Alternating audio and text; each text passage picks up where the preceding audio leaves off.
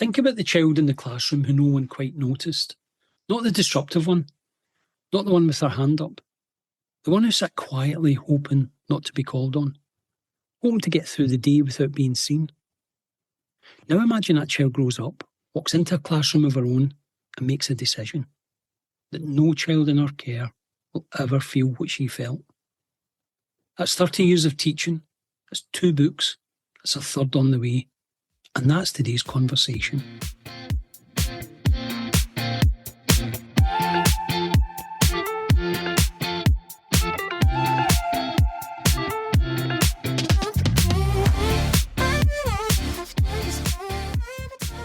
Welcome to Let's Talk About Confidence. I'm John M. Walsh. This podcast exists because confidence is the one capability that determines whether you'll attempt what matters most and whether you'll persist when it gets hard. It's not a personality trait. It's not positive thinking.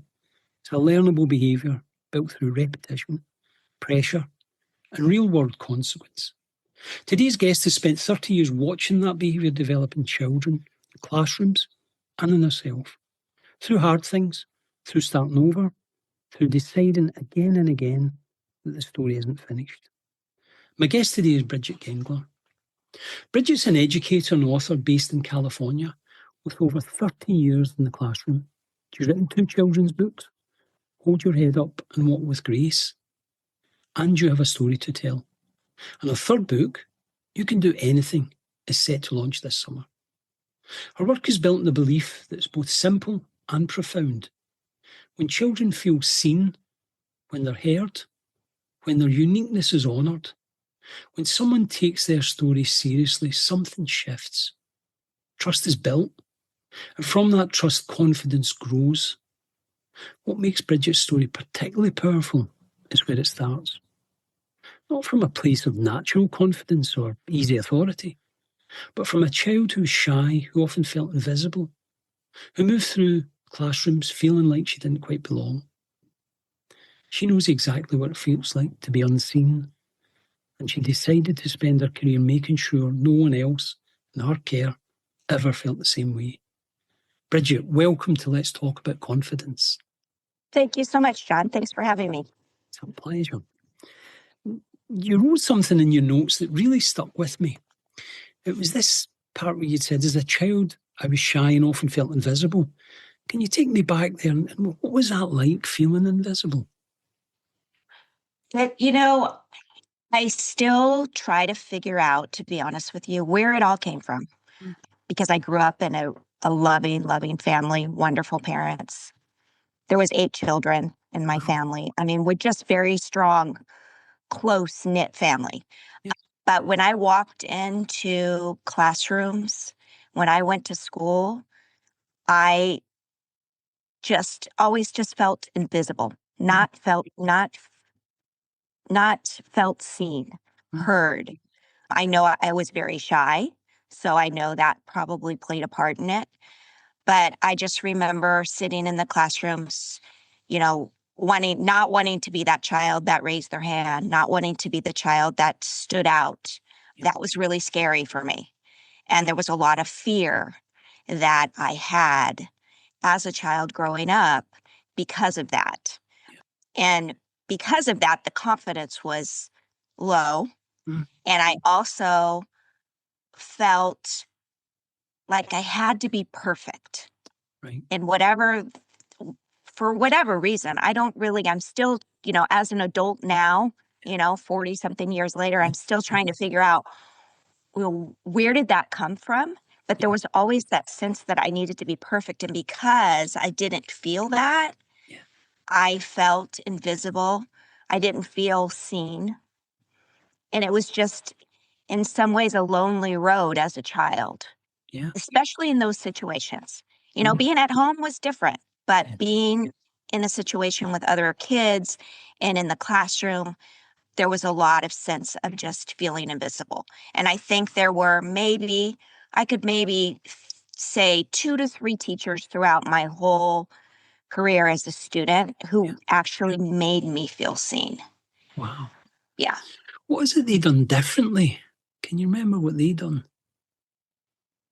What made them Yeah, make that me feel made you seen. feel seen I by think those it few. was just situations like, for example, it was sixth grade. I had a sixth grade teacher when I was 12 Mm. who we shared the love of reading. So it was an enjoyment to be able to go into his class. Like after lunchtime, he would just, for 30 minutes, we could sit and read wherever we wanted. Wow. I was able to have conversations with him about what I read, and he listened.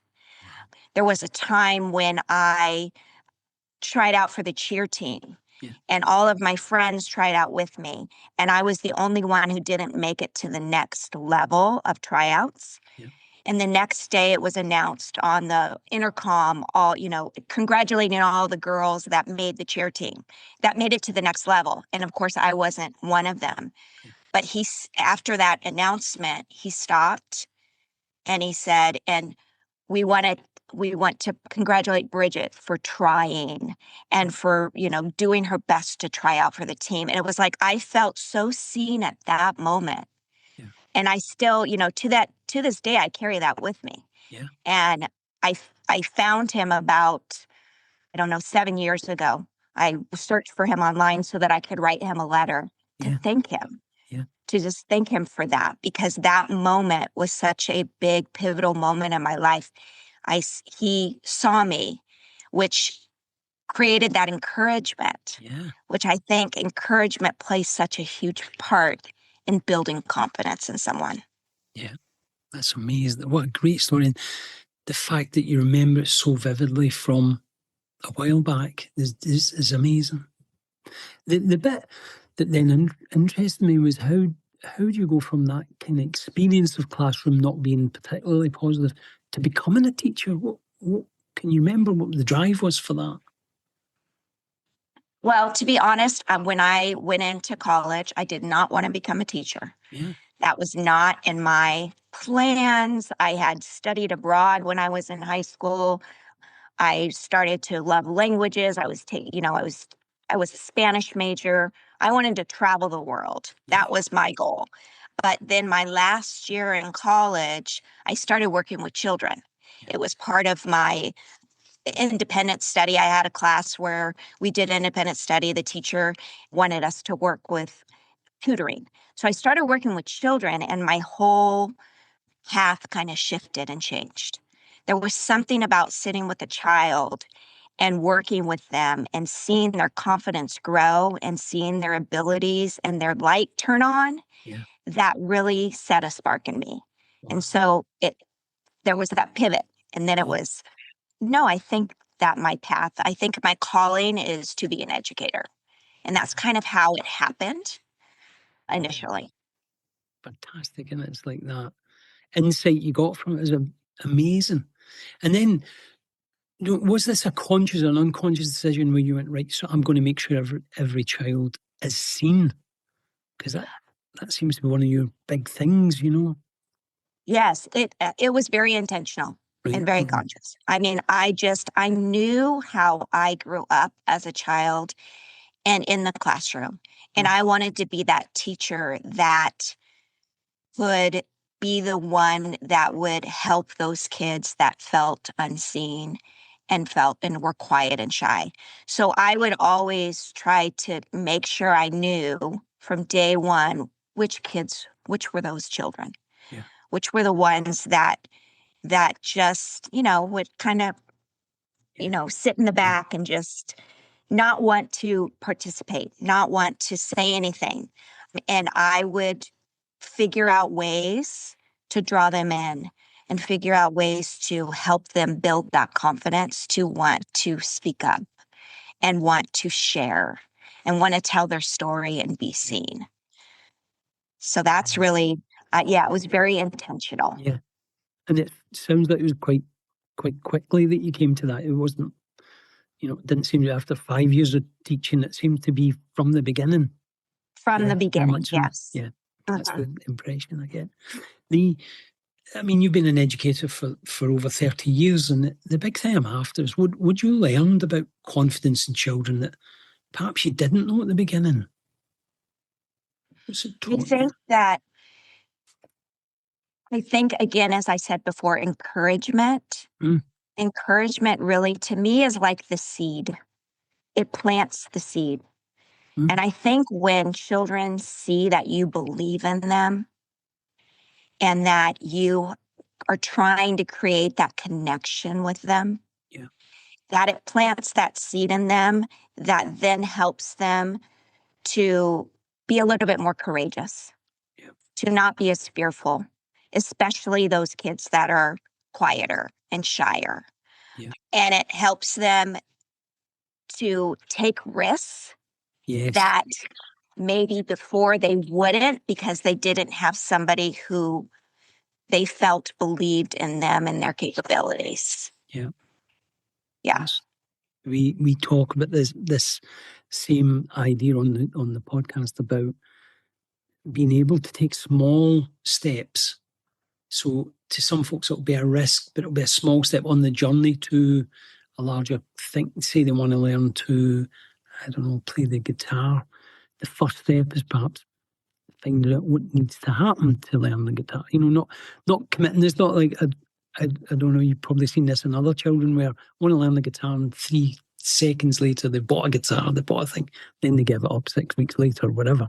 But it's that just taking the first step, which I really like. But how do you, or how did you practically make that happen in the classroom where you start to get people to feel they've been seen? What is it you do to make that happen? If you don't mind sharing that, that could be your Yes. I mean, secret sauce, you know? I I really work hard on trying Mm. to build connections and relationships with kids. Yeah. So I try to be intentional and find ways to connect, Mm. whether that's, listening to what they tell me Mm. and then building upon that. So if that child shares with me, yesterday I went to soccer practice or I went and, played or went to dance class, Yeah. then I try to build on that experience. So the next time I talk to them, I might ask them a little bit more about that. Or Yeah. if they tell me, "Oh, this weekend I'm going to my cousin's house." Yeah. They have a birthday party. Then on Monday, I try to be intentional with, "Well, how was it? How was the Yeah. party?" Yeah. So building those connections, because I believe building the relationship more the connection Yeah. builds that trust. Yeah. And when you build that trust with them, then they're more open to want to share within the Yes. class. Yeah. Another thing I do is I never force them to share. Yeah. So it's you can share, you can pass if we're sharing, if we're doing, because I do what's called morning meetings. So we Yeah. get together in the morning and we all sit together and we talk about different things. It could be courage or gratitude or different topics throughout Yeah. the week. And I ask them to share, but I always tell them if you don't want to share, you can pass. Yeah. So I allow them that opportunity, which when I allow them that opportunity and then I'm in the same time making those connections with them, Yeah.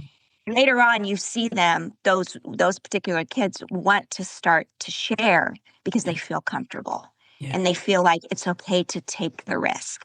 Like this is a comfortable, safe environment for me. So I really try to build that comfortable and safe environment Yeah. so that they feel comfortable enough to take those risks. Yeah. I love it. It's so simple what you said. 'Cause it's part of me, you think like, how do you make that happen? Like it's magic.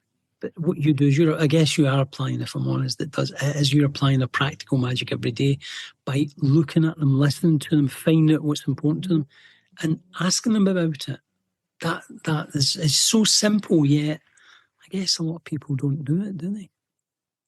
Yeah, I think that,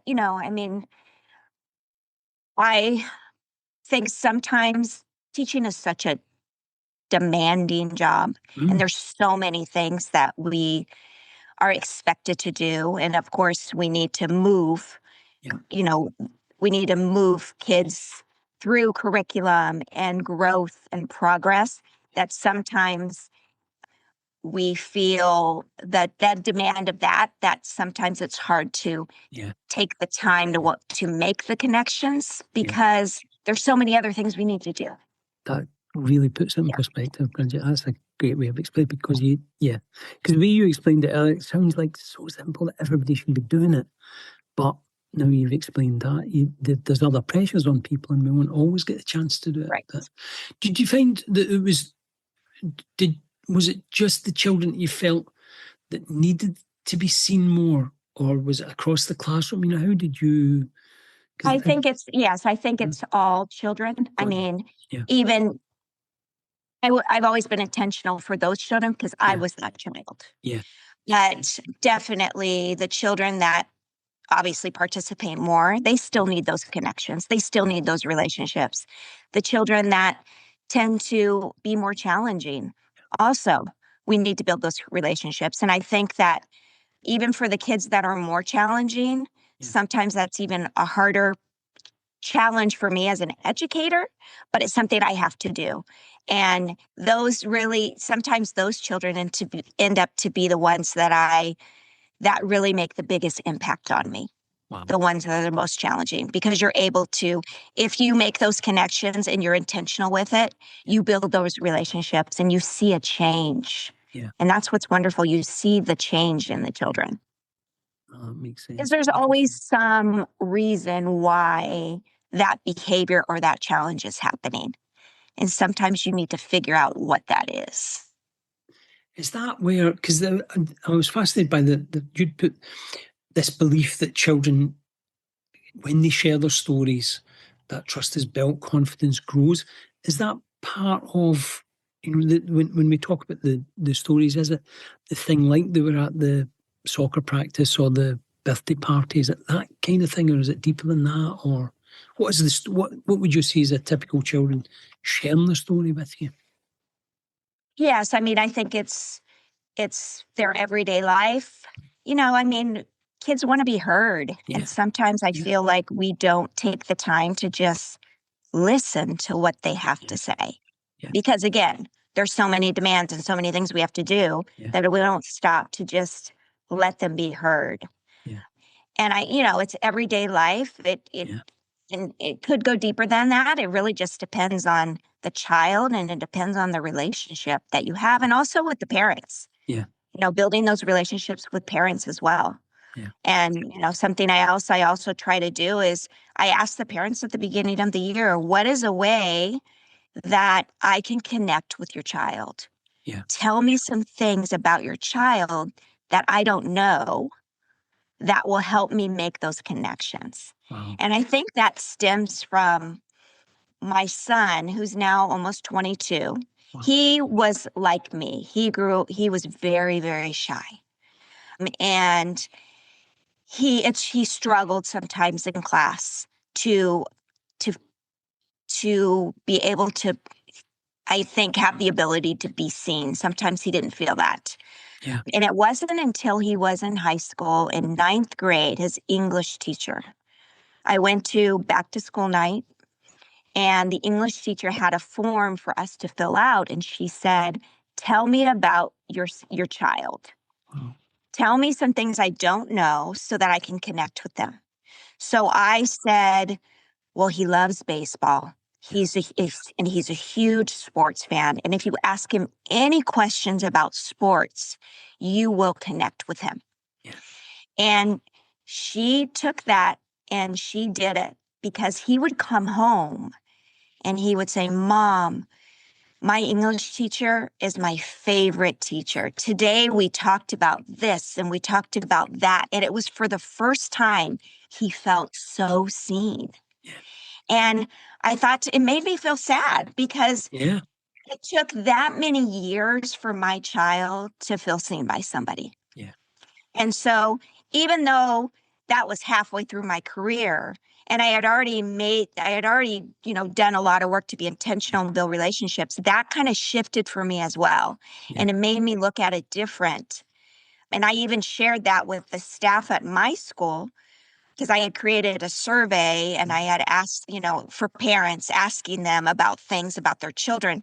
And my principal had asked me to share it with the staff. Yeah. And I shared it, and I shared that story with them. And they all, that it shifted for them as well. It's like, We're like, wow. yeah. It took that long for Yeah. a child to be seen. And, we don't want that. We No. want them to be able to be seen, from day one in the classroom. Yeah. So I think that just from a personal experience and from my own son, and as a parent, you want the best for your children and you want Yeah. them to Yeah. be able to go to school and feel safe and feel seen. Yeah. And for it to have taken that long, it changed me as an educator as well. And even, like I said, even though I've been doing it, Yeah. it changed the way I started to do that as well and be even more intentional. It's super powerful. The story about your son as well just kind of brings it home to that personal level. It's fantastic. Now, your book is called You Have a Story to Tell, and I'm getting the reason behind it. I thought, instead of being called I have something to say or I have a talent or whatever, it's You Have a Story to Tell.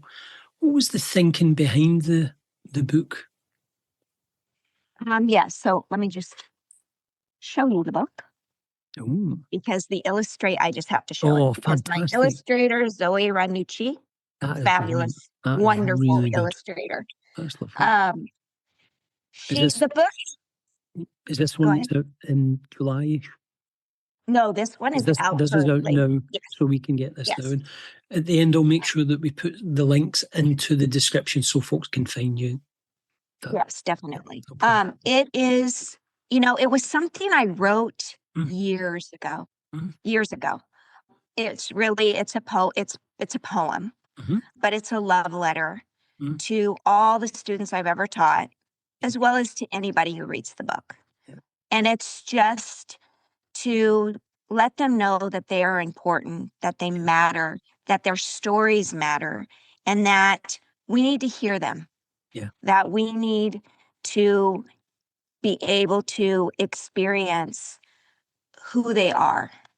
And it's meant to encourage them Mm. to share who they are and their uniqueness, that we're all different, we're all unique, and we all have something special and valuable within ourselves Mhm. that we need to share with the world. Yeah. And that's really the idea behind it.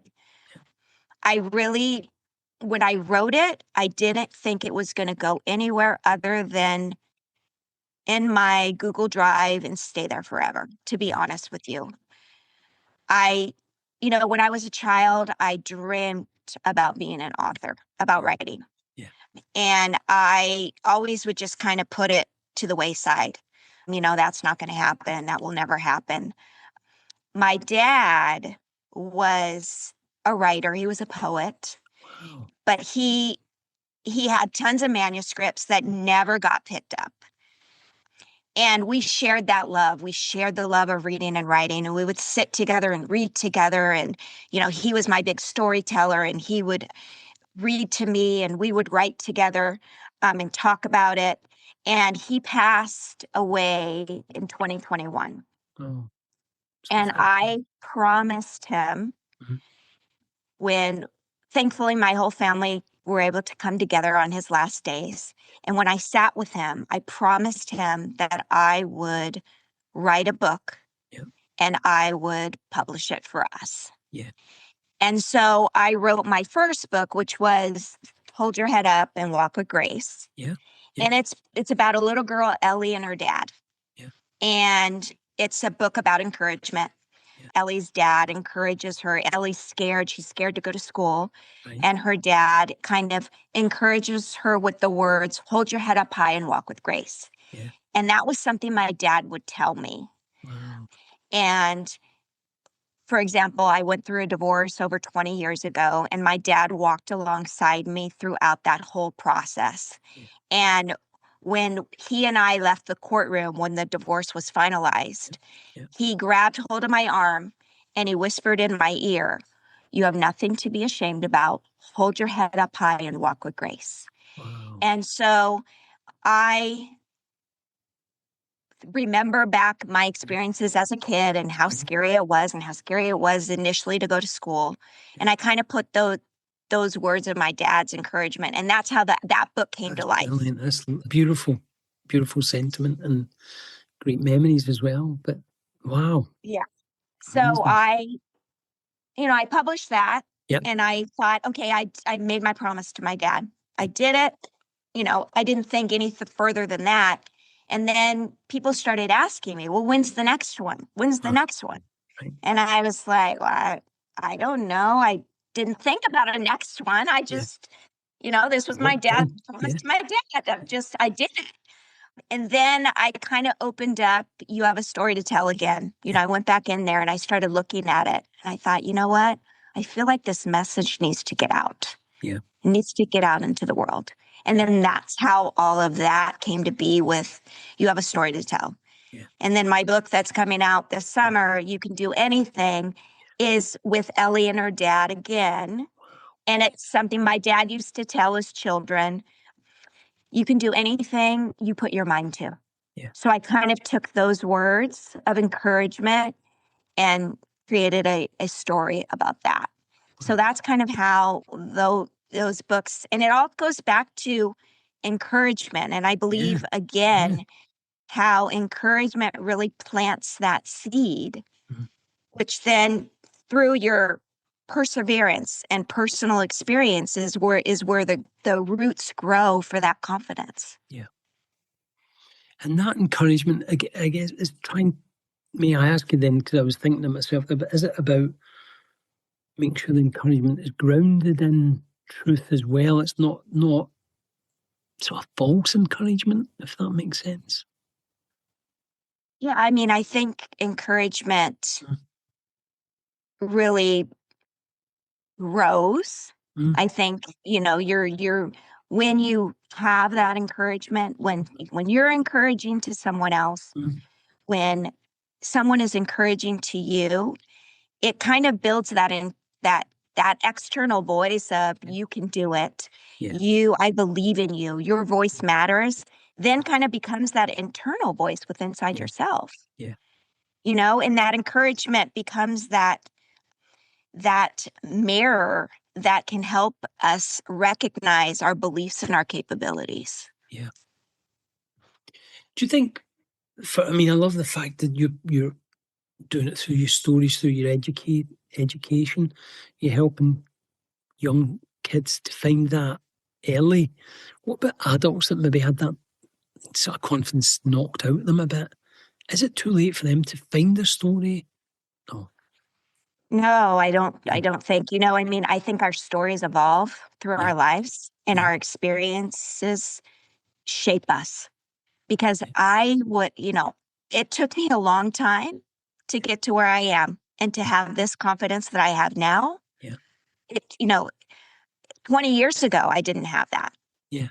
Obviously, 40, 50 years ago, I didn't have it, when I was a child. Yeah. I think that the more you experience things and the more you face challenges and failures and successes, it helps to build that confidence. Yeah. And I think having people around you who also are there to encourage you, to let you know that they believe in you, also plays a part.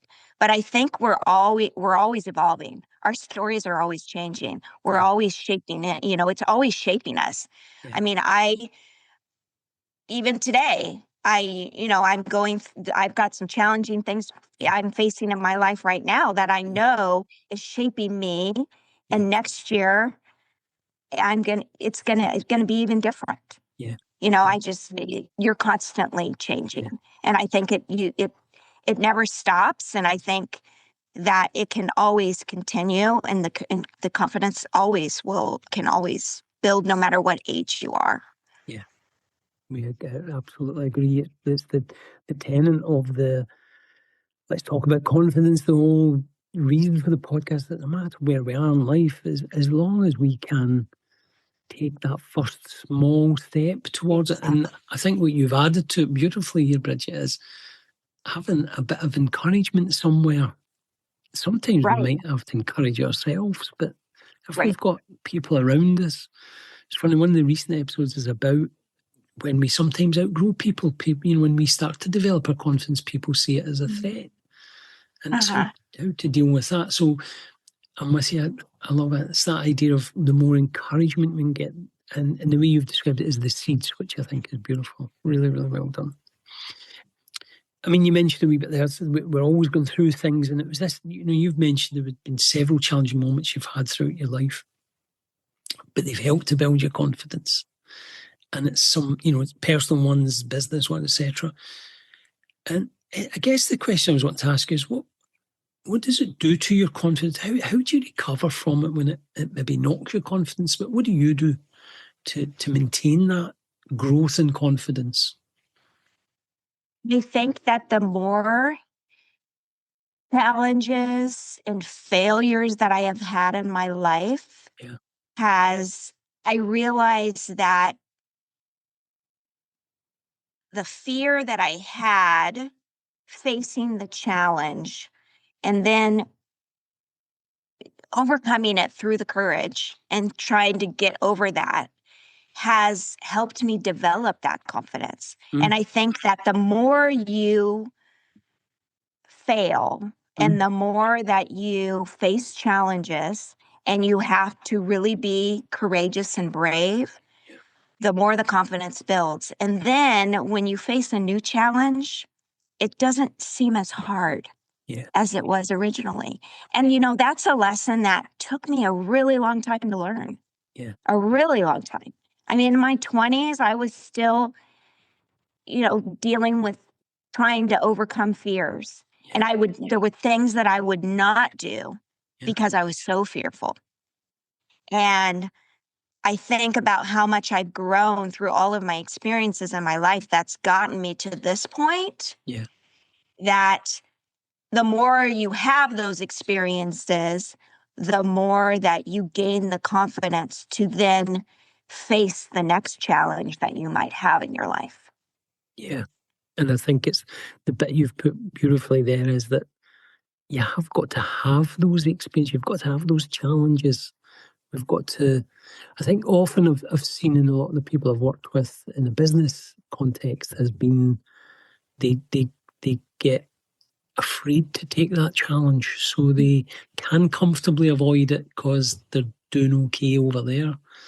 And it's what I love in what you just said, that it's the challenges that make us confident. Yet it's almost upside down. It's like, well, I'm not confident, I don't want to take on the challenge. Yet it's the very act of taking on the challenge that makes you confident. Right. Yeah. Yeah. And it's stepping into the uncomfortable. Yeah. Right. Because you got to step into the uncomfortable to get to the other side. And I wish that had been something that I had known years ago, even as a child. And that's something I try to teach my students. That, yes, this is scary, but in order to get to the other side and have that big smile at the end, like, I did it, you've got to be brave to do it.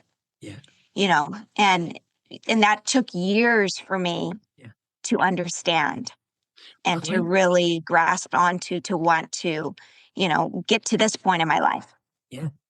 But I like that and it is a recognition, and I feel the same way. It's taken me years to get to the level of confidence I've got. And it's still, there's still areas that you got to grow it and things like that. But part of the message we're trying to help people with is that you take the small step, you take the next small step, etc., etc. And before you know it, you have got the big smile because you've done it. But it takes time. And often we want things instantly. I want to be confident tomorrow. Right. And I remember some of the episodes I've been talking about, that might take you 18 months to get to that. And as I'm saying it, I'm thinking, my gosh, some of the listeners won't want to hear that it's going to take 18 months. In some cases, what you just said is great, because you said, it took me 20 years to get there. I know we want it instantly, but I guess the message for us is that the sooner we take the first step in that direction, the sooner we'll be there. It's fabulous. It really is. Yes. The new book coming out. So the new book coming out in the summer, You Can Do Anything. There was a great description of the way you spoke of it. I guess it's what would be really useful for me is that, what would you say to any shy child, or even someone who felt invisible, even if that was an adult? Is there one thing that you would sort of say to them that could maybe help them?